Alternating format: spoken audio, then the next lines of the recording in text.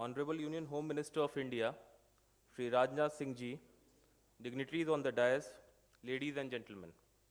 I welcome you all to this two-day international workshop on disaster resilient infrastructure being hosted by National Disaster Management Authority, Government of India, in collaboration with IWDRI. To begin with, let me thank all the luminaries on the dais for gracing the occasion. Keeping in with our tradition, we mark the beginning of this function with lighting of ceremonial lamp. I welcome chief guest and other dignitaries on the dais to light the lamp.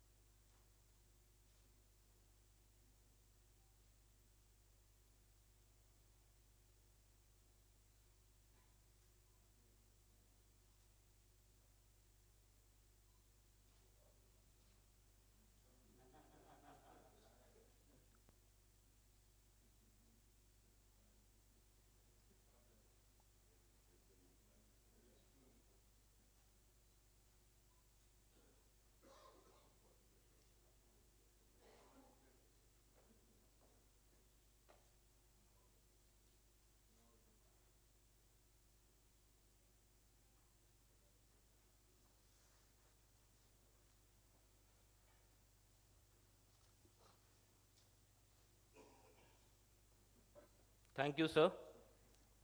May I now request Sri R.K. Jain, Member NDMA, to kindly deliver the welcome address. Honorable Union Home Minister of India, Shri Rajnath Singh Ji, Dr. P.K. Mishra, Additional Principal Secretary to the Honorable Prime Minister of India, Special Representative of the UN Secretary General, Dr. Robert Glasser, Home Secretary of India, Shri Rajiv Gabaji, World Bank Country Director, Dr. Junaid Kamal Ahmed, Shri Kamal Kishore, Member NDMA, distinguished government delegates and experts, including Honorable Minister of State, Ministry of Power, Works and Housing, Government of Nigeria, Shri Suleiman Hassanji, officials from Government of India and states, representatives from bilateral agencies, multilateral agencies, development banks, technical institutions, academia, friends from media, and dear friends.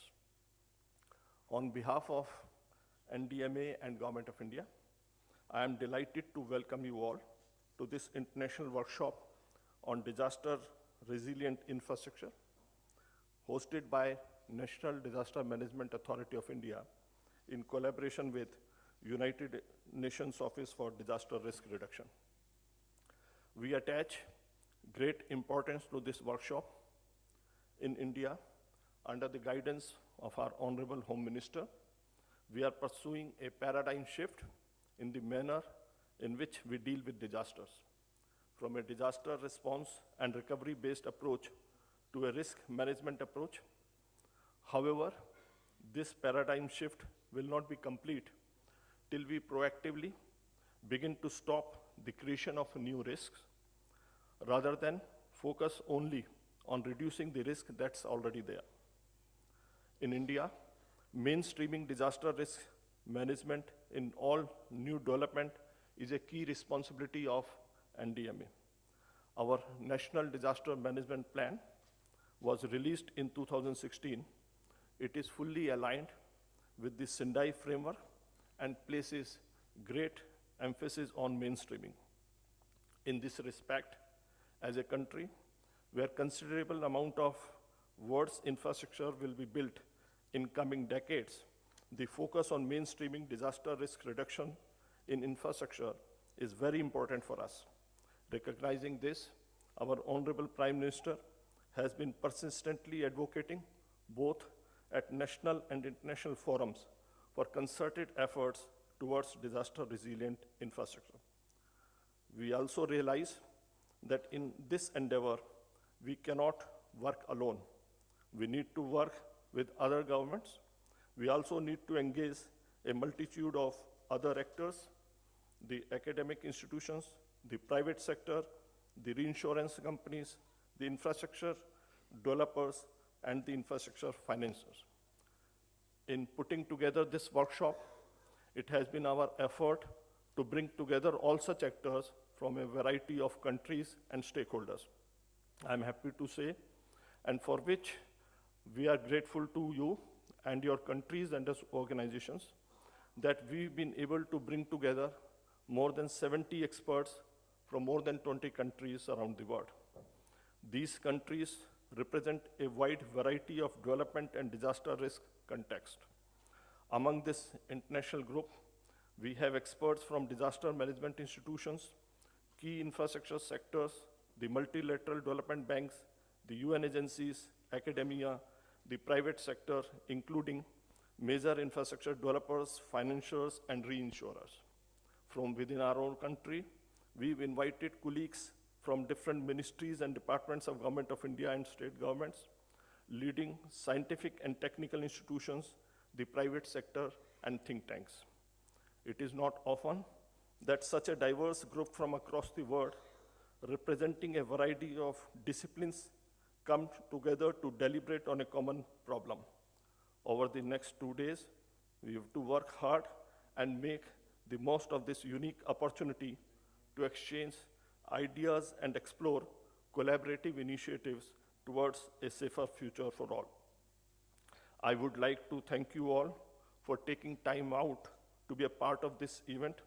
I would like to especially thank the international participants for traveling long distances to be with us for this event. It shows your and your country's commitment to the cause of disaster risk reduction. I would like to assure you that we will do everything possible to make this workshop and also its follow-up as fruitful as possible. We look forward to working with you over the next 2 days and hope that the deliberations in these 2 days will lay a very strong foundation for our improved joint understanding, technical collaboration, and cooperation towards effective management, mitigation, and reduction of disaster risks.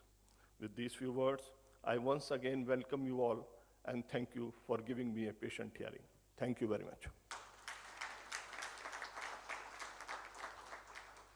Thank you, sir. May I now request Mr. Zunaid Kamal Ahmed, Country Director, World Bank, to deliver a special address on the topic.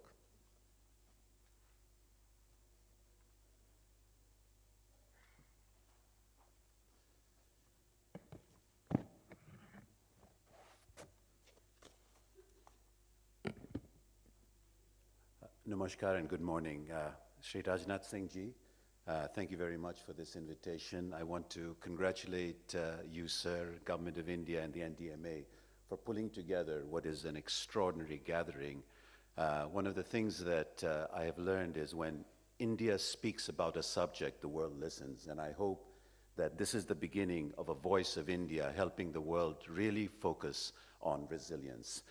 Honorable members of the dais here, you know, as a Bangladeshi, I have to tell you, the whole issue of disaster and resilience is in our blood.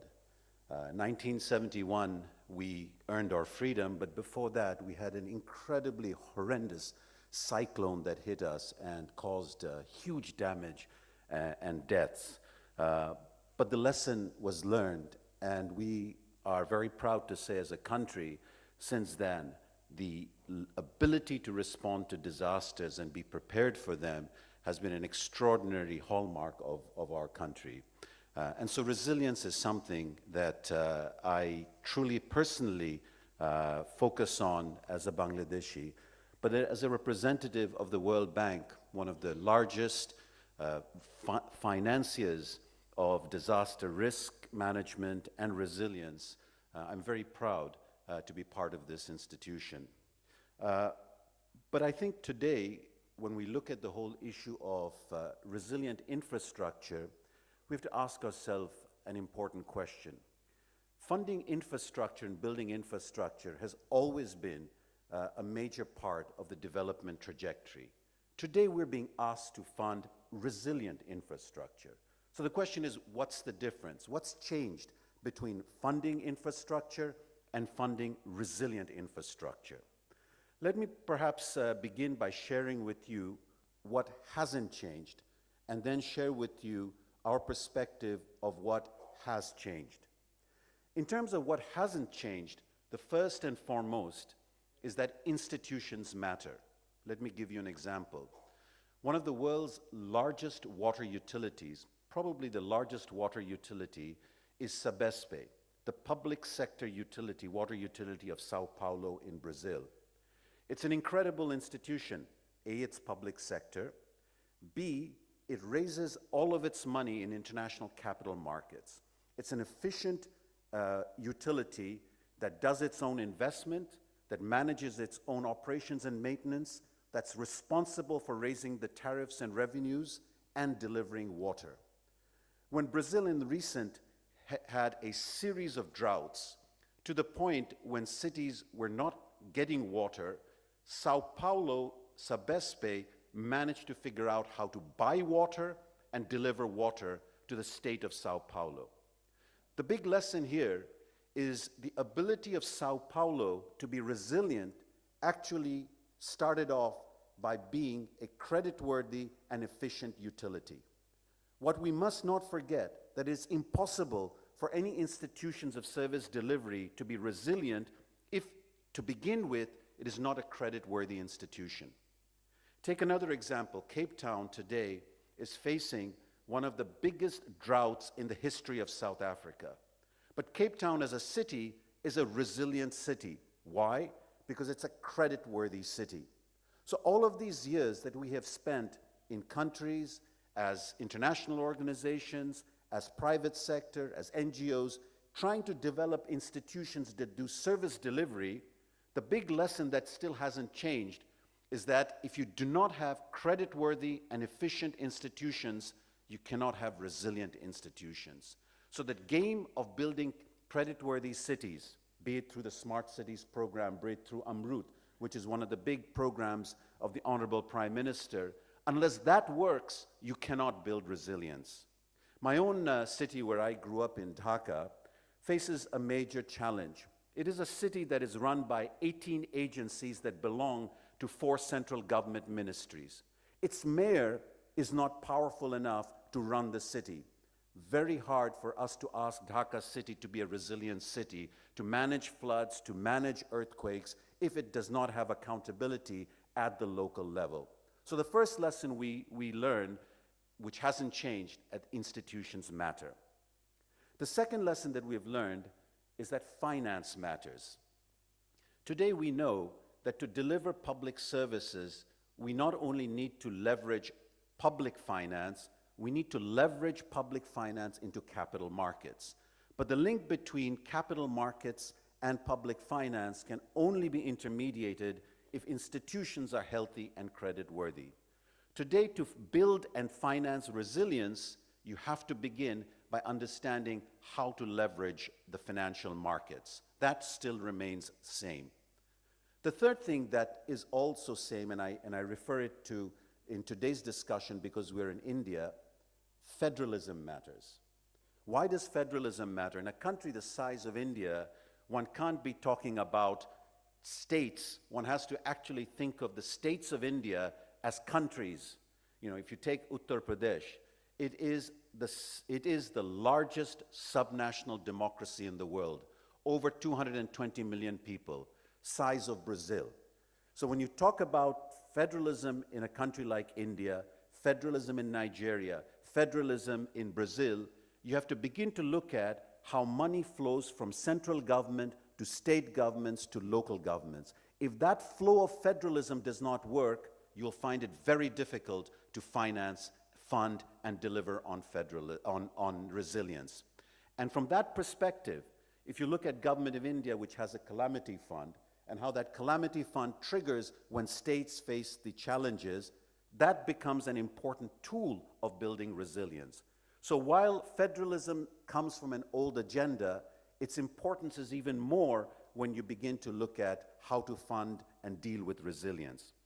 So the question is, what is different if the issues of institutions matters, finance matters, and federalism matters? What's different when we come to resilience? The first difference is we still have a long way to go to embed the whole idea of standards, budgeting, planning, and building capacity for resilience. A local government today in most countries are not geared to thinking about resilience. Central government budgets are done without referring to resilience. So the whole lesson that we have to learn from each other, and this is why today's conference I think is extremely important, is what are we learning about mainstreaming resilience into institutions, finance, and federalism. I think that's the first thing that's different. Second thing that's different is in the world of finance, insurance now becomes extremely important.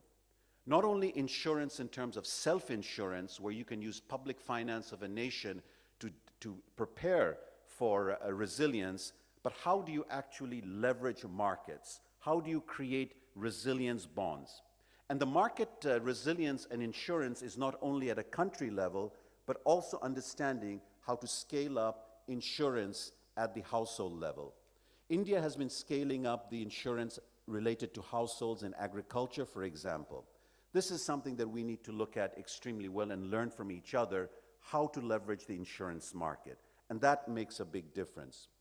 The World Bank is working with India on the 9 coastal states of India, especially to deal with coastal cyclones. If you look at a country like Mexico, which is a federal system, it's created a pooling mechanism to self-insure along those states that deal with common hazards. Right?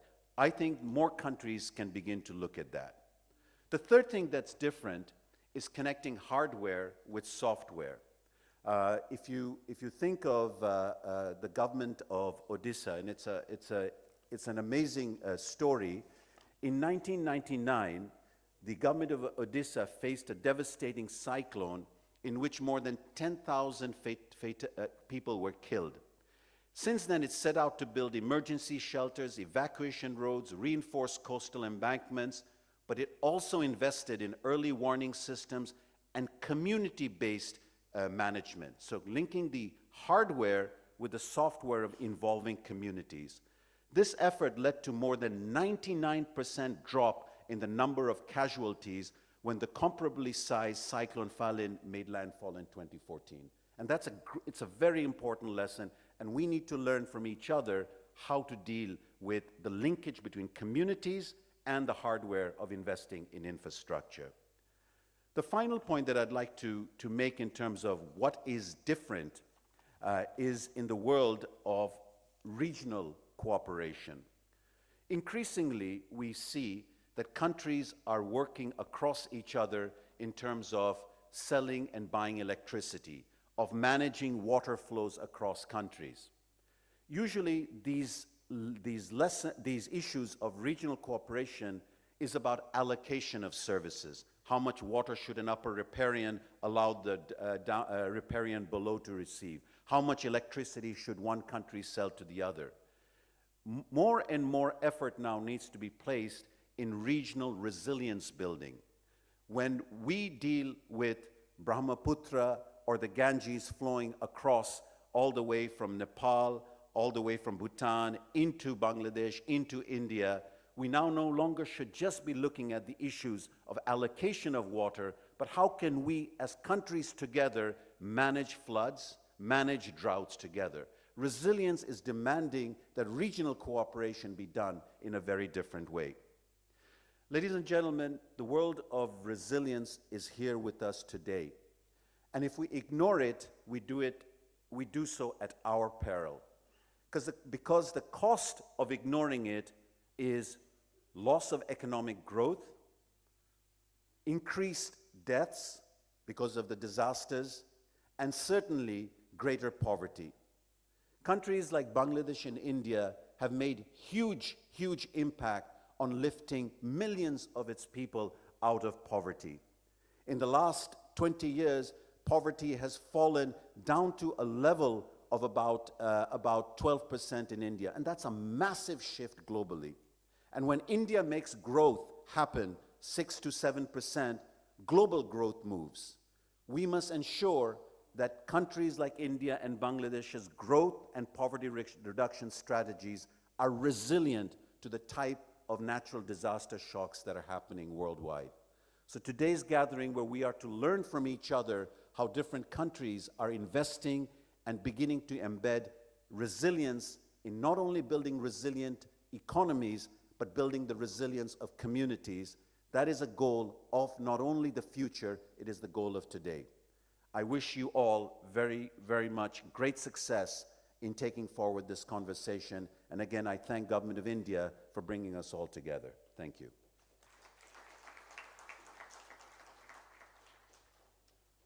Thank you, sir, for enumerating the issues. Now I request Dr. Robert Glasser, a Special Representative to Secretary General United Nations, to deliver a special address.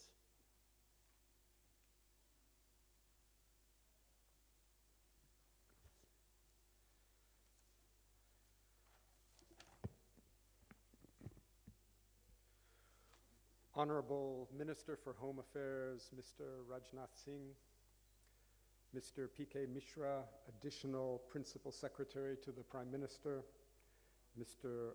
Rajiv Gauba, Home Secretary, distinguished participants, ladies and gentlemen.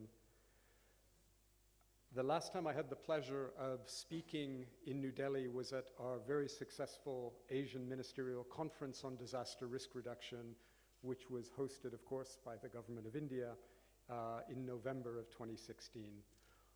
On that occasion, I know many in this audience attended that meeting. We were all galvanized by the opening address of Prime Minister Modi, in which he urged all of us in the room to embrace the spirit of Sendai. The Indian government has already put that injunction into action by adopting its first ever National Disaster Management Plan based on the priorities for action of the Sendai Framework for Disaster Risk Reduction. This is one of the first countries in the world to do so. And over the next 2 days, we will have an opportunity to examine in depth one of the most challenging targets of the Sendai Framework, which is the Global Plan for Reducing Disaster Losses adopted by UN member states in 2015. Sendai Target D seeks to, and I'm quoting here, substantially reduce disaster damage to critical infrastructure and disruption of basic services, among them health and educational facilities, including through developing their resilience by 2030. We only have to look at events over the last year to understand why this gathering could not be more timely. 2017 has been another remarkable year in the annals of disaster losses. It came close to being the hottest year on record. This is not even in an El Nino year, in which you would expect records like that to be set. And it laid bare the fragility of our planet and the built environment in a way not seen for many years. My colleague from the World Bank mentioned insurance, and insurance companies estimate that economic losses from last year were the worst in many years.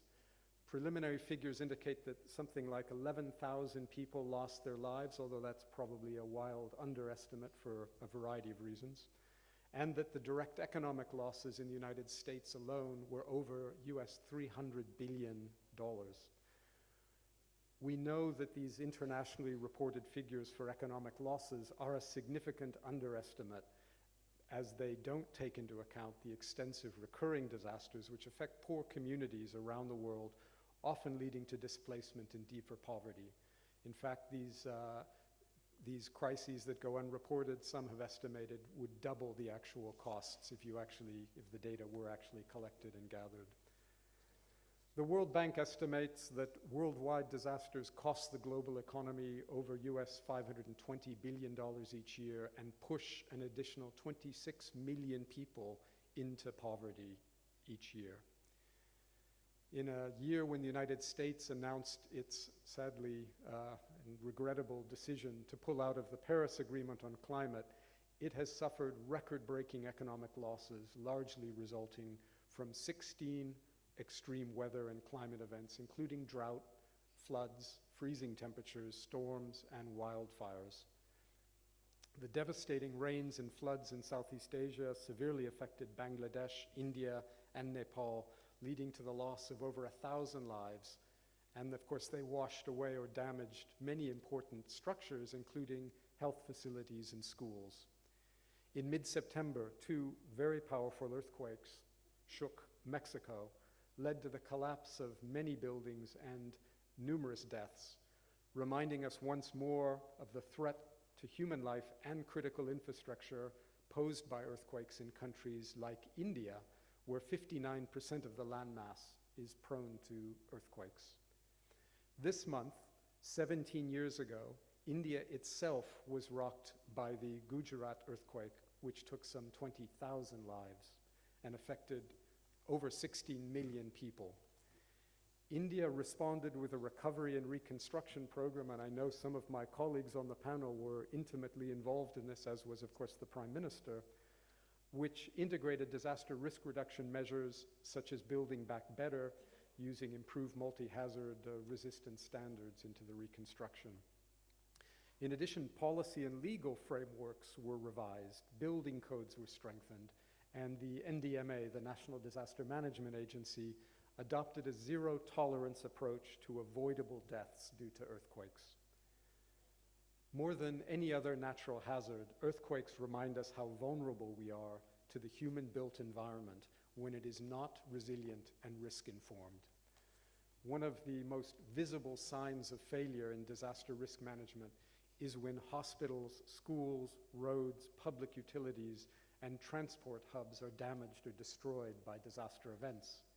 And it is a double tragedy that just when such facilities are needed most, they are not available.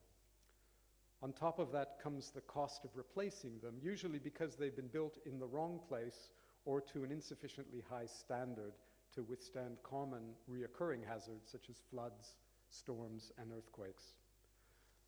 The good news is that the pace of urbanization taking place in India and around the world presents an opportunity on a grand scale, perhaps a once-in-a-lifetime opportunity, to avoid creating new risk and to reduce future losses.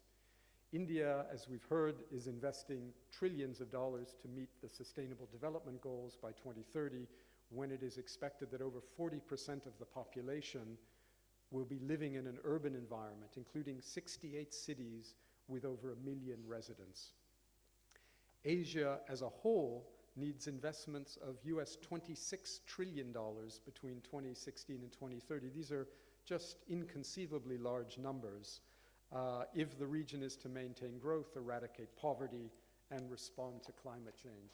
This level of investment in urban land use and energy systems is not to be undertaken lightly and fundamentally needs to be risk sensitive. Resilience has to be embedded in the business planning for new cities and towns, given the multitude of risks which can follow rapid urbanization and population growth in disaster-prone parts of the world. We also have to think of rural areas, though. The high structural vulnerability of housing, schools, infrastructure, and other assets in poor rural areas exposed to floods, tropical cyclones, and earthquakes leads to major mortality in disasters.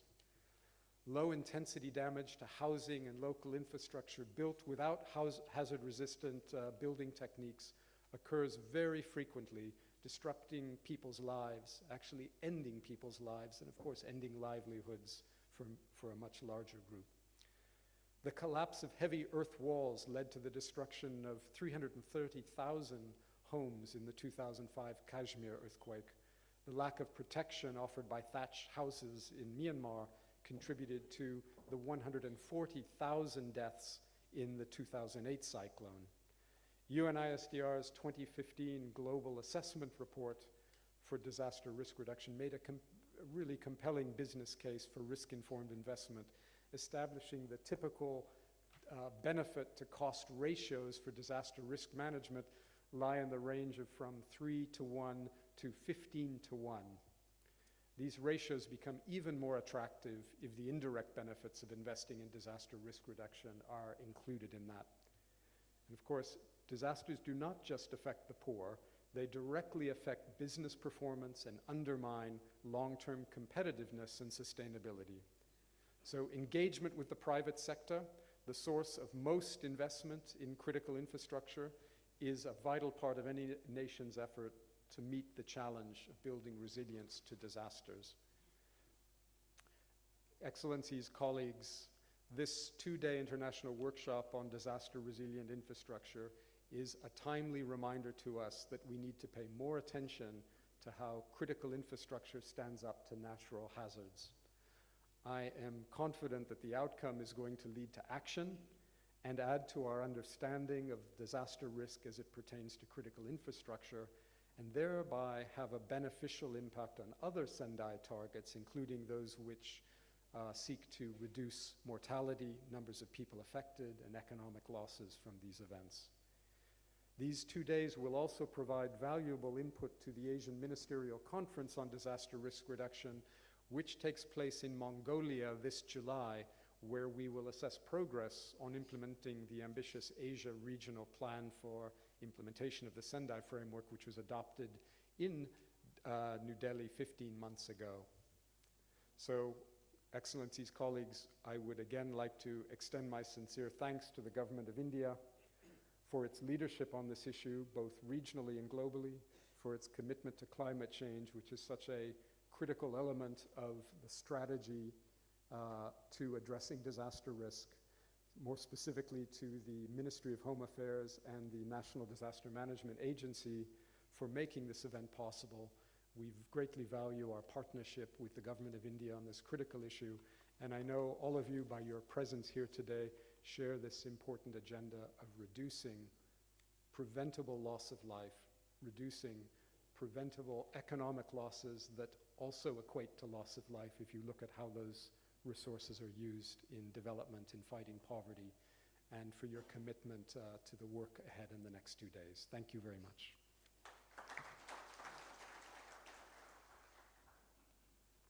Thank you, sir. Honorable Prime Minister of India, Shri Narendra Modi ji, has tweeted his best wishes for the international workshop and is displayed on the panel. I would like you to read.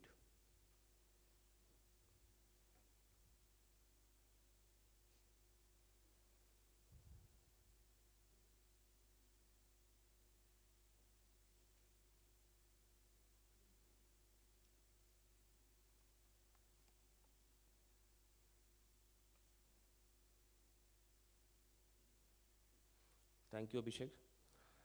May I now request Dr. P.K. Mishra, Additional Principal Secretary to Honorable Prime Minister of India, to address the gathering.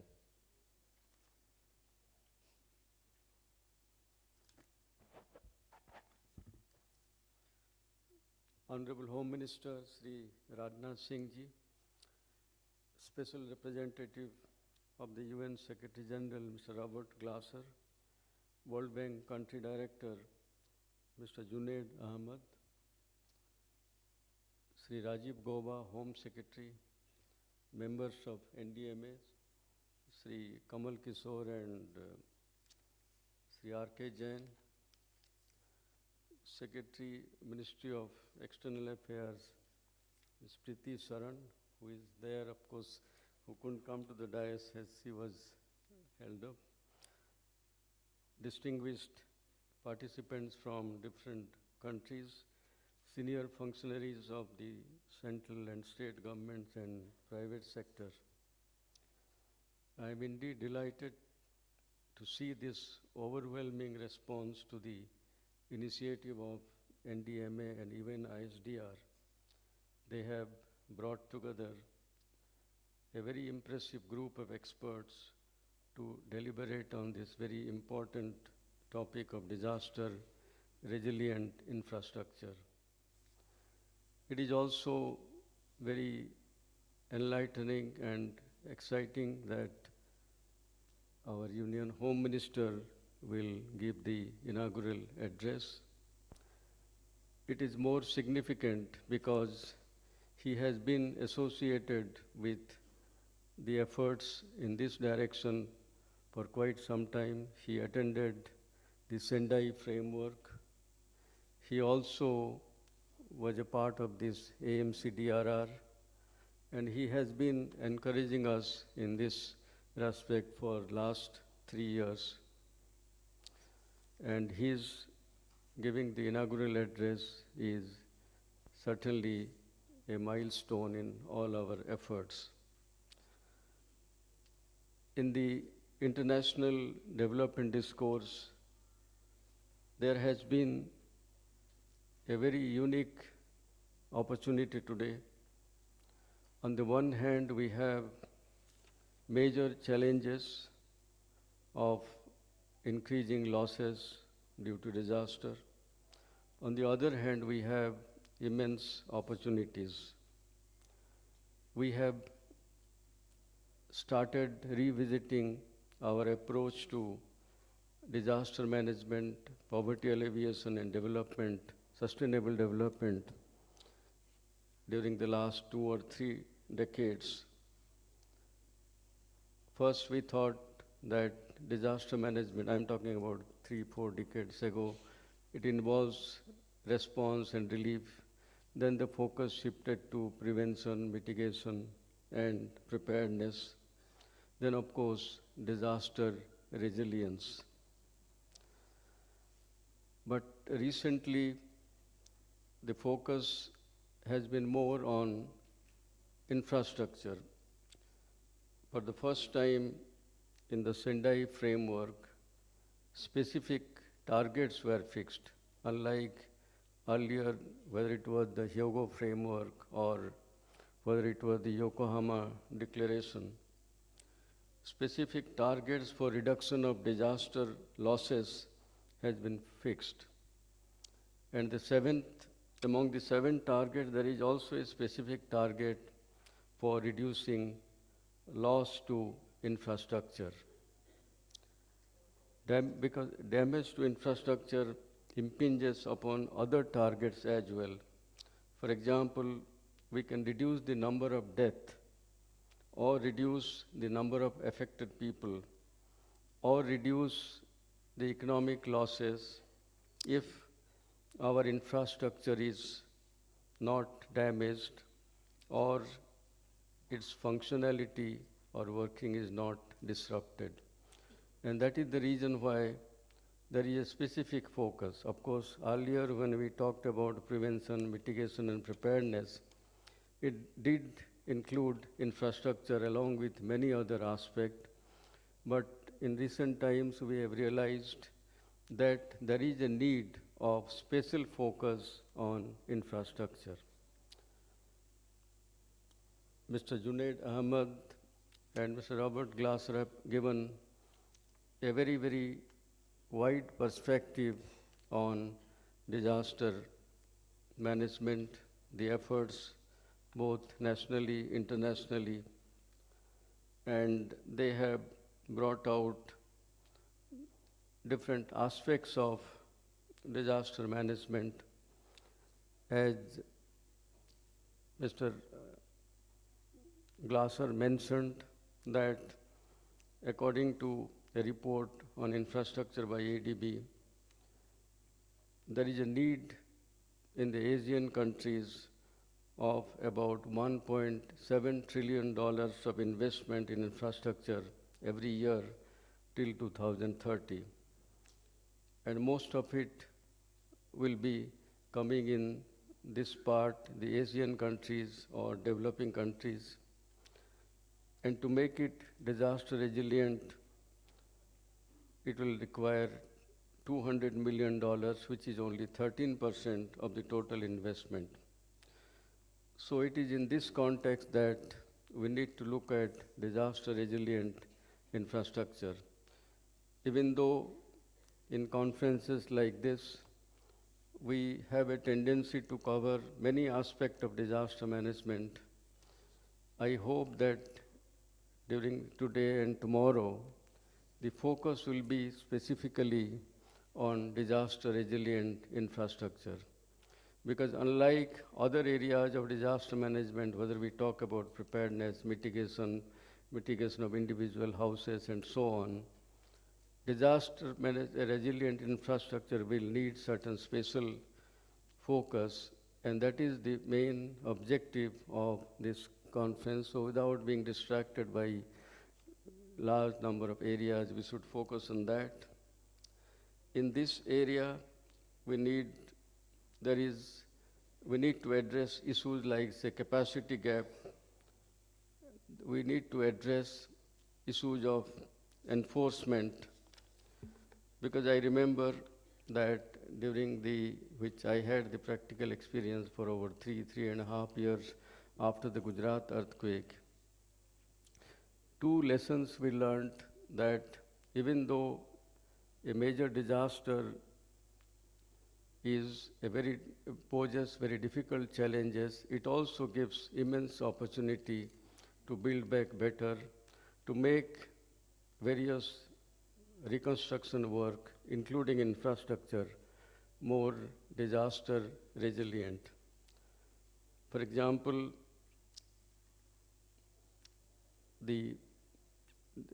for the first time after, I think, many decades, during the Bhuj earthquake, 4 towns were affected, because earlier earthquakes in India, mostly rural areas were affected. So how to rebuild the towns like Bhuj and Bhachau and all that. And there a lot of efforts were made to make it disaster resistant.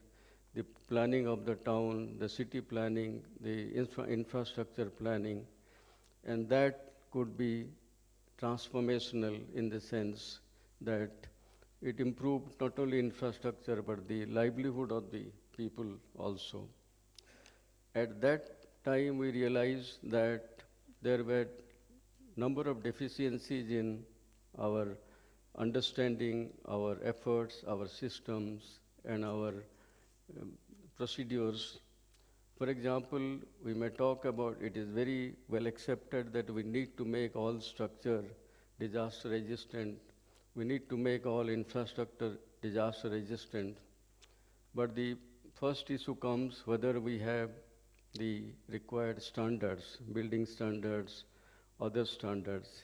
And in many cases, we do have very good standards. In India also, for example, we have for many years, 30, 40 years, very good building standards.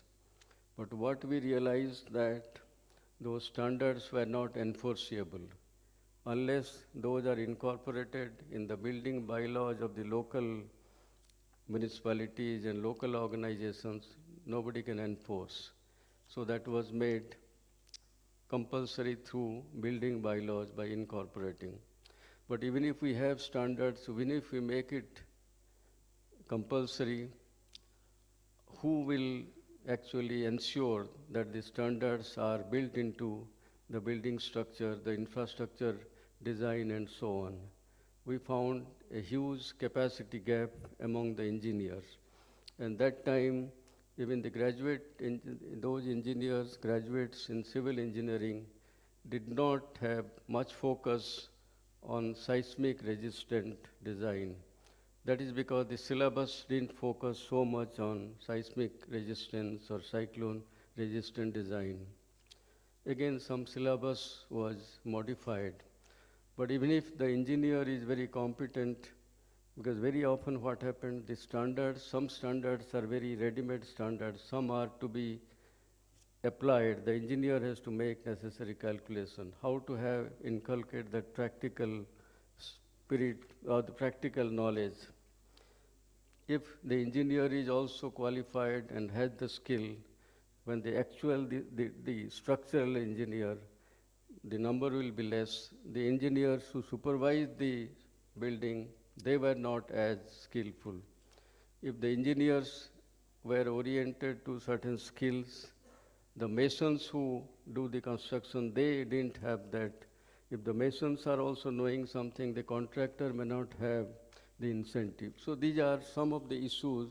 So I think we should focus in this workshop on not only the conceptual, but also the practical enforcement aspect of disaster-resistant infrastructure.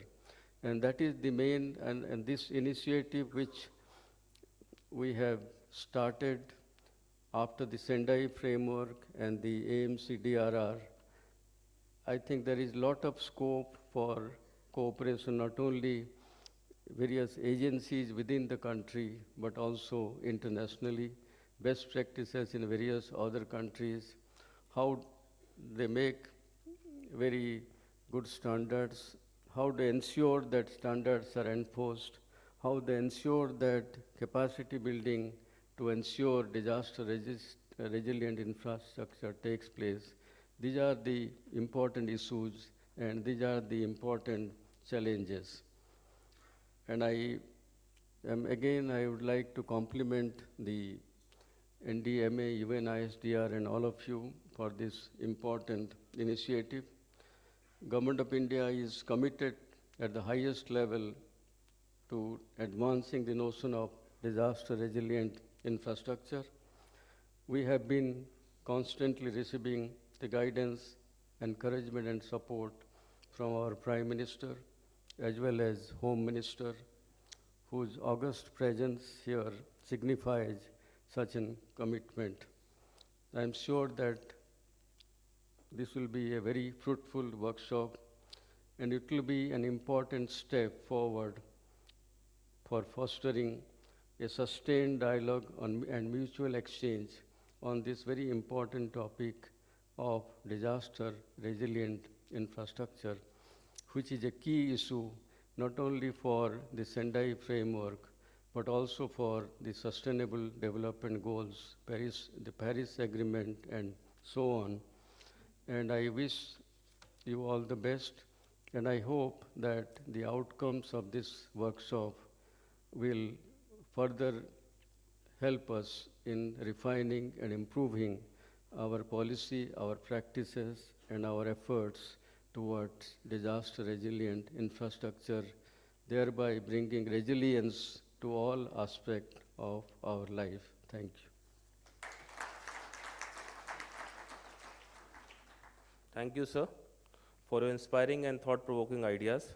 May I now request Honorable Union Home Minister of India, Shri Rajnath Singh Ji, to kindly deliver the inaugural address.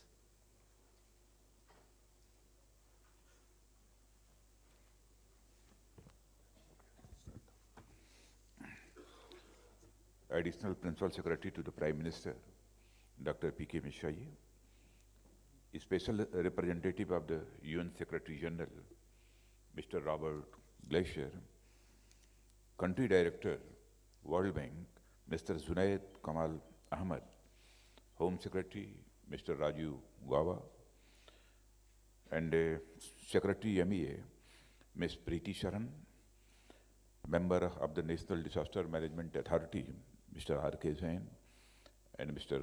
Kamal Kishore, Member NDMA, distinguished participants from different countries, representatives of central and state governments, colleagues from the private sectors, friends from media, ladies and gentlemen. I warmly welcome you all to New Delhi for this important workshop on disaster resilient infrastructure. A little more than 1 year ago, we hosted the Asian Ministerial Conference on Disaster Risk Reduction in New Delhi. At that conference, our Prime Minister outlined a 10-point agenda to give a sense of urgency to the implementation of Sendai framework for disaster risk reduction. His first point emphasized the need for investing in infrastructure in a manner so that it can withstand hazards not only now but also in the future. He called for establishment of a coalition that would bring together key partner countries and stakeholders to work on disaster resilient infrastructure. Since the AMCDRR, we have been pursuing this theme consistently. Infrastructure has shaped human civilization for millennia. Our forefathers showed tremendous foresight when they developed infrastructure that served us for generations. Whether it is the drainage system of Harappan civilization, or the aqueducts of the Roman Empire, or in more recent countries, the system of interconnected lakes in the city of Udaipur in India. They are all inspiring works of human endeavor. They have helped us tame the fury of nature while also helping us maximize the benefits of Mother Nature's benevolence. We often take our infrastructure system for granted. After all, infra means something that stays under the main structure and almost out of sight. Over the last 2 centuries, development of infrastructure has unleashed the human potential in unprecedented ways. Countries that have invested in infrastructure have created opportunities for their people to not only come out of poverty, but also to flourish. It is now widely recognized that in the coming decades, robust infrastructure will be at the core of sustainable development, and this is also recognized in the way the Sustainable Development Goals have been framed. Ladies and gentlemen, there are several expressions that are used in the international discourse to describe the unprecedented infrastructure growth that will take place in the coming decades. Some of these include the infrastructure that we will build in the next 20 years will be more than what we built over the last 2,000 years. More than 70% of the infrastructure that our cities will have by 2050 is yet to be built, and so on. The specific estimates themselves are even more mind-boggling, and at the level and the global level, by 2040, to adequately meet the infrastructure needs of humanity, we will need nearly $100 trillion. By 2030, Asia alone will need $26 trillion in infrastructure investment.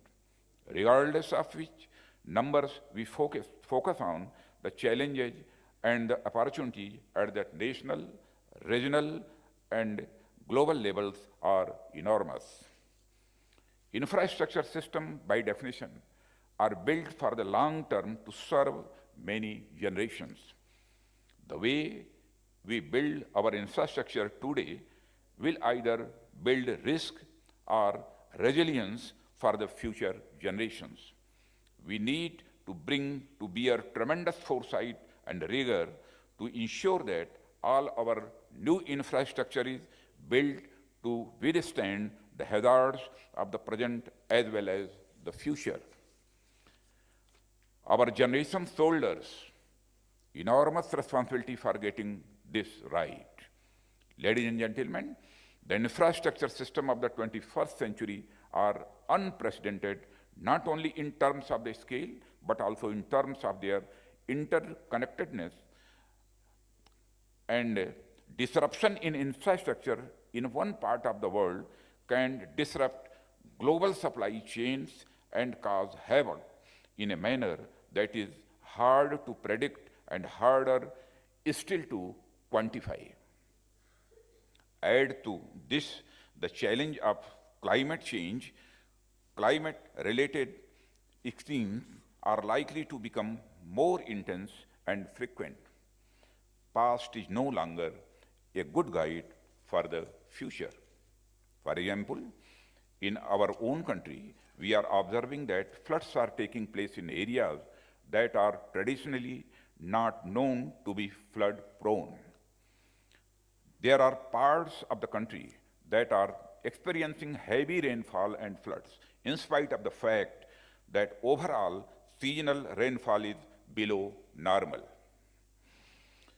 These changes will pose new challenges for how we design our infrastructure for the future. In this regard, both the developed and the developing countries are in the same boat. Ladies and gentlemen, while we face unprecedented challenges, we also have unparalleled opportunities also. The advances in geospatial technology, computing capabilities, advances in artificial intelligence promise us a future where we will be able to make most optimal use of our resources. These capabilities will form the design, construction, operation, and maintenance of infrastructure system. This promise will be fully realized only if we are able to connect these capabilities to our social and economic realities. The challenges of building disaster-resilient infrastructure is such that no country can address it alone. This is a common challenge where countries from the south and the north, small island countries and the landlocked countries, small economies and large economies, countries with century-old infrastructure system and countries at the nascent phase of infrastructure development need to come together and devise strategies for securing our common future. We are pleased to host this conversation among representatives from government institutions, experts from technical institutions, and the academia, and international organizations, multilateral development banks, and the private sector. Each one of you in this hall has an important role to play in building a resilient future for the humanity. On behalf of Government of India, I would like to assure you that this event is only a first step in this common journey. Over time, we will engage this conversation with other countries and stakeholders and work closely with all of you in generating ideas and implementing them. I wish you a very fruitful workshop. I hope, despite your busy schedule, over the next 2 days, you will have the opportunity to explore the historic city of Delhi and its surrounding. Thank you very much.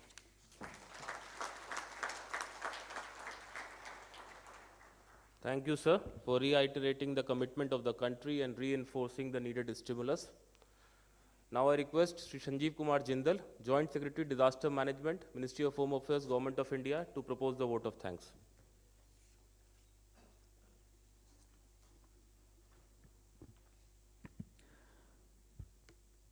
Honorable Union Home Minister Shri Rajnath Singh, dignitaries on the dais, ladies and gentlemen.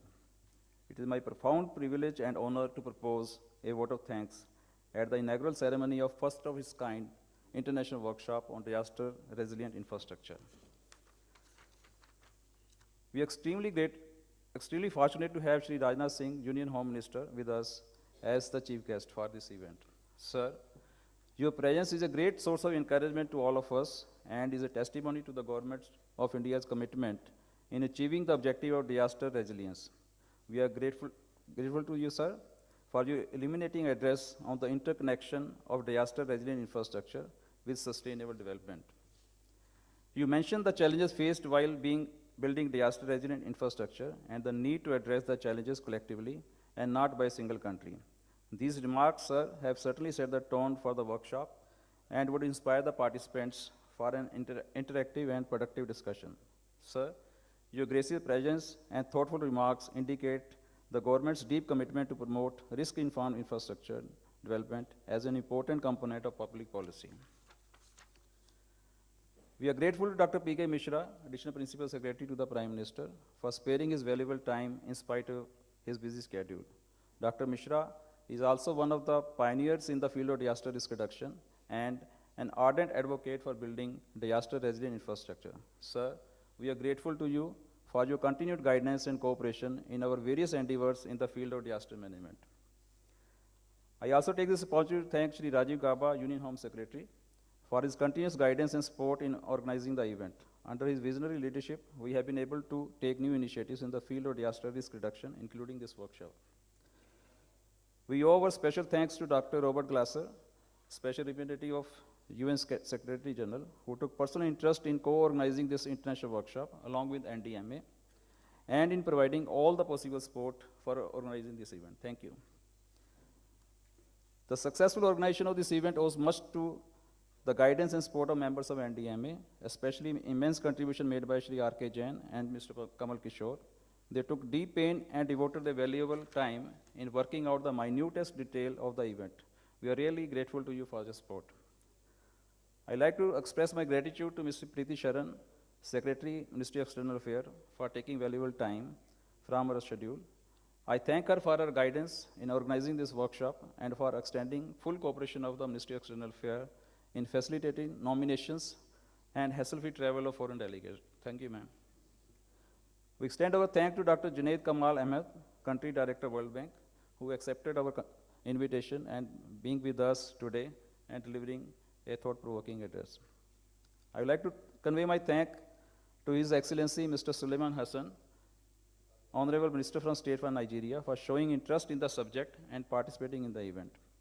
I would also like to thank all the international delegates from different countries, United Nations agencies, UNISDR, multilateral banks, the World Bank, Asian Development Bank, New Development Bank, who made the efforts all the way here to participate in this conference. I would like to take this opportunity to extend a hearty welcome to you and wish you a comfortable stay in Delhi.